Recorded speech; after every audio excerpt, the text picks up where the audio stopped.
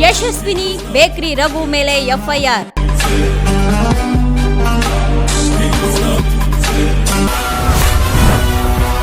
Double game ಆಡ್ತಿದ್ದಾರಾ ಪ್ರಥಮ್?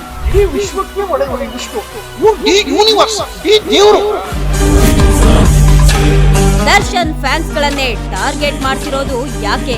ನಾನು ಊರು ಬಿಡ್ತಾ ಇದ್ದೀನಿ, ಬದನೆಕಾಯಿ ತೊಟ್ಟು ಯಾವ ಮಗರು ಯಾವ ಸ್ಟಾರ್ ಏನಕ್ಕೆ ಎದುರ್ಕೋಬೇಕು ನಾನು? ಯಾವ ನೀನು 7 ದಿನ ಸುಮ್ಮನಿದ್ದು ಈಗ ರೊಚ್ಚಿಗೆದ್ದಿರೋದು ಯಾಕೆ? ಒಳ್ಳೆ ಹುಡುಗ ಪ್ರಥಮ್ ಮೇಲೆ ದರ್ಶನ್ ಫ್ಯಾನ್ಸ್ ಹಲ್ಲೆಗೆ ಯತ್ನ ಮಾಡಿದ್ದಾರೆ ಅಂತ ಪ್ರಥಮ್ ಅವರು ಪೊಲೀಸರಿಗೆ ದೂರನ್ನ ಕೊಟ್ಟಿದ್ದಾರೆ. ಮೊದಲಿನಿಂದಲೂ ಸಹ ಪ್ರಥಮ್ ಅವರನ್ನ ಸೋಷಿಯಲ್ ಮೀಡಿಯಾದಲ್ಲಿ ಟ್ರೋಲ್ ಮಾಡಲಾಗ್ತಾನೆ ಇತ್ತು. ಇನ್ನು ಈ ರೀತಿಯ ಟ್ರೋಲ್ಗಳಿಗೆಲ್ಲ ದರ್ಶನ್ ಅವರೇ ಕಾರಣ ಅಂತ ಪ್ರಥಮ್ ನೇರವಾಗಿ ಆರೋಪ ಮಾಡಿಕೊಂಡೇ ಬರ್ತಿದ್ದಾರೆ. ಹಾಗಾದ್ರೆ ಪ್ರಥಮ್ ಮೇಲೆ ಹಲ್ಲೆ ಯತ್ನ ನಡೆದಿದ್ದು ಜುಲೈ 22ರಂದು. ಹಾಗಿದ್ರೂ ಸಹ 7 ದಿನಗಳ ಕಾಲ ಸುಮ್ಮನಿದ್ದು ಪ್ರಥಮ್ ದಿಢೀರಂತ ನಿನ್ನೆ ಅಂದ್ರೆ ಜುಲೈ 29ರಂದು ಮಾಧ್ಯಮಗಳ ಮುಂದೆ ಬಂದು, ನನಗೆ ದರ್ಶನ್ ಅಭಿಮಾನಿಗಳಿಂದ ಜೀವ ಬೆದರಿಕೆ ಇದೆ, ಅವರಿಂದ ನನಗೆ ರಕ್ಷಣೆ ಬೇಕು, ಅವರ ಕಾರಣದಿಂದಾನೇ ನಾನು ಮತ್ತೆ ನನ್ನ ಕುಟುಂಬ ಊರ್ ಬಿಟ್ಟು ಹೋಗ್ತೀವಿ ಅಂತೆಲ್ಲ ಬಡಬಡಾಯಿಸಿದಂತಹ ಪ್ರಥಮ್ ಇಷ್ಟು ದಿನಗಳ ಕಾಲ ಪ್ರಥಮ್ ಯಾಕೆ ಪೊಲೀಸರಿಗೆ ದೂರನ್ನ ಕೊಟ್ಟಿರಲಿಲ್ಲ? ಇದು ದರ್ಶನ್ ಅವರ fan page D company fans association ಮಾಡ್ತಿರುವಂತಹ ಪ್ರಶ್ನೆ ಕೂಡ ಹೌದು. ಇನ್ನು ಇಷ್ಟೇ ಅಲ್ಲ, ಈ ಕುರಿತು ಡಿ ಕಂಪನಿ ಫ್ಯಾನ್ಸ್ ಅಸೋಸಿಯೇಷನ್ ಅವರು ಸಹ ಒಂದು ಪೋಸ್ಟ್ ಅನ್ನ ಸಹ ಮಾಡಿದ್ದಾರೆ. ಮಟ್ಟಕ್ಕೆ ಬಂದಿದ್ದಕ್ಕೆ ಇಷ್ಟು ಕೋಪದಲ್ಲಿ ಮಾತಾಡ್ತಾ ಇರೋದು, ನೀವು ವಿಗ್ ಹಾಕತಿರೋ ಚಡ್ಡಿ ಹಾಕತಿರೋ ಯಾವನಿಗೆ ಗೊತ್ತು, ಯಾವನಿಗೆ ಬೇಕದು? ಪ್ರಥಮ್ ಮೇಲೆ ಹಲ್ಲೆ ಪ್ರಕರಣ ಸತ್ಯ ಇದೀಗ ಹೊರಬಂದಿದೆ. ರೌಡಿಗಳ ಜೊತೆ ಹೋಗಿ ಅವರ ಕಾರ್ಯಕ್ರಮದಲ್ಲಿ ಅವರ ಹತ್ರನೇ ತಿಂದು ಅವರಿಗೆ ರೇಗಿಸಿದ್ರೆ ಬ್ರೆಡ್ ಚಿಪ್ಸ್ ಕೇಳಿ ಖಾರ ಬಂದ್ ತಿಂದಂತಹ ಪ್ರಕರಣ ಇದು. ಜೊತೆಗೆ ನಮ್ಮ ಪ್ರಶ್ನೆ, ದರ್ಶನ್ ಅವರು ಜೈಲಿನಲ್ಲಿ ಇದ್ದಾಗ ಅಭಿಮಾನಿಗಳಿಗೆ ಪದೇ ಪದೇ ಅವರೇ ಪ್ರಚೋದನೆಯ ಹೇಳಿಕೆಯನ್ನ ಕೊಟ್ಟು ಕೊನೆಗೆ ಅವರೇ ಕಾಮೆಂಟ್ ಮಾಡಿದವರ ವಿರುದ್ಧ ಸಾಲು ಸಾಲು ದೂರುಗಳನ್ನ ದಾಖಲಿಸಿದಂತಹ ಕುತಂತ್ರಿಗೆ. ಹಾಗಾದ್ರೆ ನಿಂಗೆ ಹಲ್ಲೆ ನಡೆದ್ರೂ ಸಹ ದೂರನ್ನ ಕೊಡೋದಷ್ಟು ಒಳ್ಳೆ ಮನ್ಸು ಇದೆಯಾ? ಕಾರಣ ಇಷ್ಟೇ, ಅಂದು ಪೊಲೀಸರು ದೂರು ನೀಡೋದಕ್ಕೆ ವೈದ್ಯರ ವರದಿ ಬೇಕಾಗಿತ್ತು.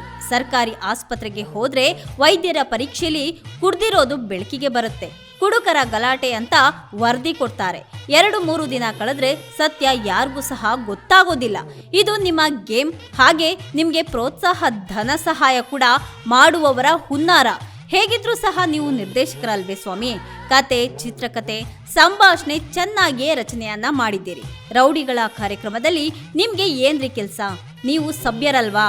ನೀವು ಸಭ್ಯರಾಗಿದ್ದು ಸಹ ರೌಡಿಗಳು ಅಂತ ತಿಳಿದ ಮೇಲೆ ಸಹ ಕೂಡಲೇ ಕಾರ್ ಹತ್ತಿ ಹೋಗ್ಬೇಕಾಗಿತ್ತು.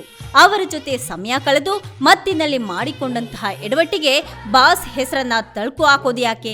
ಅಮಲಿನಲ್ಲಿ ನಡೆದಂತಹ ಜಗಳಕ್ಕೆ ನಮ್ಮ ನಟ ಆಗ್ಲಿ ಅಥವಾ ನಮ್ಮ ಅಭಿಮಾನಿಗಳಾಗ್ಲಿ ಯಾಕ್ರಿ ಹೊಣೆ ಹಾಕ್ಬೇಕು ಸ್ವಾಮಿ ಎಂದು ತಮ್ಮ ಕೋಪವನ್ನ ಸಹ ತೋರಿಸಿಕೊಂಡಿದ್ದಾರೆ. ಇನ್ನು ಬೆಂಗಳೂರು ಗ್ರಾಮಾಂತರ ಎಸ್ಪಿ ಕಚೇರಿಗೆ ಆಗಮಿಸಿದಂತಹ ನಟ ಪ್ರಥಮ್ ಬೇಕರಿ ರಘು ಹಾಗೆ ಲೇಡಿ ಡಾನ್ ಯಶಸ್ವಿನಿ ಮೇಲೆ ದೂರನ್ನ ಕೂಡ ದಾಖಲಿಸಿದ್ರು. ಇದೀಗ ಪೊಲೀಸರು ಎಫ್ಐಆರ್ ಅನ್ನ ಕೂಡ ದಾಖಲು ಮಾಡಿಕೊಂಡಿದ್ದಾರೆ. ಕಳೆದ ಜುಲೈ 22ರಂದು ದೊಡ್ಡಬಳ್ಳಾಪುರದಲ್ಲಿ ಯಲ್ಲಮ್ಮ ದೇವಸ್ಥಾನಕ್ಕೆ ಭೇಟಿ ನೀಡಿದಂತಹ ವೇಳೆ ಬೇಕರಿ ರಘು ಮತ್ತೆ ಆತನ ಗ್ಯಾಂಗ್ ನಟ ಪ್ರಥಮ್ಗೆ ಡ್ರ್ಯಾಗನ್ ನಿಂದ ಹಲ್ಲೆಗೆ ಯತ್ನ ಮಾಡಿದ್ದು, ಕೊಲೆ ಬೆದರಿಕೆ ಕೂಡ ಹಾಕಿದ್ರು ಅಂತ ಎಸ್ಪಿ ಕಚೇರಿಗೆ ಭೇಟಿ ನೀಡಿ ದೂರನ್ನ ಕೂಡ ಕೊಟ್ಟಿದ್ದಾರೆ.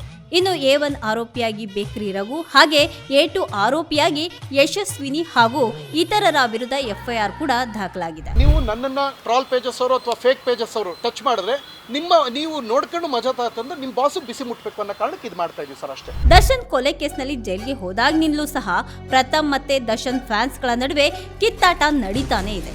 ಇನ್ನು ಈ ವೇಳೆ ನಟ ಪ್ರಥಮ್ ದರ್ಶನ್ ಮತ್ತು ಅವರ ಅಭಿಮಾನಿಗಳ ಬಗ್ಗೆ ಕೂಡ ಮಾತನಾಡಿದ್ರು. ಈ ಹಿನ್ನೆಲೆಯಲ್ಲಿ ಕಳೆದೆರಡು ದಿನಗಳ ಹಿಂದೆ ದೇವಸ್ಥಾನಕ್ಕೆ ತೆರಳಿದಂತಹ ನಟ ಪ್ರಥಮ್ನನ್ನ ಎಳೆದೊಯ್ದು ಇನ್ನೊಮ್ಮೆ ಡಿ ಬಾಸ್ ಬಗ್ಗೆ ಮಾತನಾಡದಂತೆ ಬೇಕರಿ ರಘು ಎನ್ನುವಾತ ಡ್ರ್ಯಾಗರ್ ಅನ್ನ ಹಿಡಿದು ಕೊಲೆ ಬೆದರಿಕೆಯನ್ನ ಹಾಕಿದ್ದಾನೆ ಅನ್ನೋದು ಪ್ರಥಮ್ ಮಾಡ್ತಿರುವಂತಹ ಆರೋಪ. ಹಾಗಾದ್ರೆ ಈ ಬೇಕರಿ ರಘು ಯಾರು? ಆತನ ಹಿನ್ನೆಲೆ ಏನು? ಈ ಯಶಸ್ವಿನಿ ಯಾರು? ದರ್ಶನ್ಗೂ ಇವ್ರಿಗೂ ಏನ್ ಸಂಬಂಧ? ದರ್ಶನ್ ಅಭಿಮಾನಿಗಳು ಅಂತ ಹೇಳೋ ಈ ಯಶಸ್ವಿನಿ ಬೆಂಗಳೂರಿನ ಬಸವನಗುಡಿ ಠಾಣಾ ವ್ಯಾಪ್ತಿಯ ಒಬ್ಬ ರೌಡಿ ಶೀಟರ್. ಹಾಗೆ ಸೈಕಲ್ ರವಿ ಶಿಷ್ಯನಾದಂತಹ ಬೇಕರಿ ರಘು ಕೂಡ ಒಬ್ಬ ರೌಡಿ ಶೀಟರ್. ಅಂದ್ಮೇಲೆ ಪ್ರಥಮ್ ಈ ಪ್ರಕರಣವನ್ನ ತಿರ್ಚೋದಕ್ಕೆ ಪ್ರಯತ್ನ ಮಾಡ್ತಿರಬಹುದಾ ಅನ್ನೋ ಪ್ರಶ್ನೆ ಕೂಡ ಇಲ್ಲಿ ಮೂಡುತ್ತೆ.